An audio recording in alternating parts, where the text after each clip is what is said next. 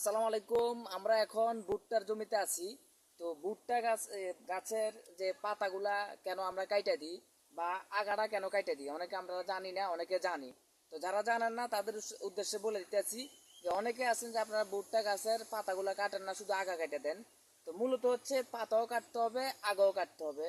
এটা কাটার কারণটা হচ্ছে এই যে ভুট্টা যেটা আছে, এটা যখন আপনারা হলুদ বর্ণের আকার হয়ে যাবে, তখন হলুদ রঙের হয়ে যাবে, তখন আপনারা এটা আঁকা কাটা দিবেন আর হচ্ছে পাতা কাটা দিবেন। এগুলো কাটা দেওয়ার পরে যখন এই গাছটা পুরোপুরি শুকিয়ে যাবে, তখন আপনারা ভুট্টাটা জমির থেকে হারভেস্ট করে নেবেন, জমির থেকে তুলে নেবেন আর কি।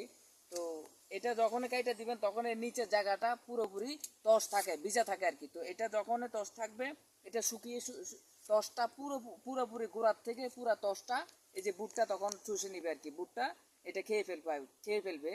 তো খাওয়ার পরে, ভুট্টা খাওয়ার পরে এটা তখন পরিপুষ্ট হবে, পরিপক্ক হবে, ওজন হবে। আপনার ভুট্টাটা খুবই সুন্দর আকার ধারণ করবে। সবাই এই ভুট্টার আগা এবং কি ভুট্টার পাতা কেটে দিবেন। সবাই ভালো থাকবেন, সুস্থ থাকবেন। আসসালামু আলাইকুম।